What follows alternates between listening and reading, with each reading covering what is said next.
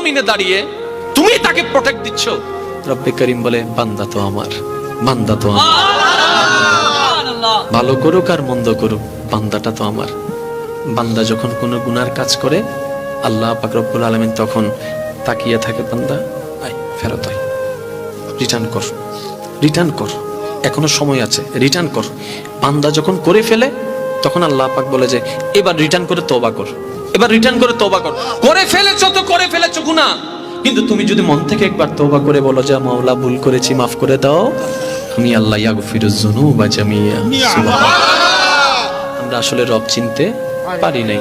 ওই রব, ওই মায়ার রব, ওই মমতার রব, ওই ভালোবাসার রবকে চেনানোর জন্যই নবী রাহমাতুল লিল আলামিন দুনিয়াতে তশরিফ এনেছিলেন। সুবহানাল্লাহ। মনে রাখবেন ভাইয়েরা, নবী সাবজেক্টটা তর্কের বিষয় নয়, কোরআন সাবজেক্টটা তর্কের বিষয় নয়, এটা অনুভবের বিষয়, এটা গবেষণার বিষয়, ঠিক না বেঠিক?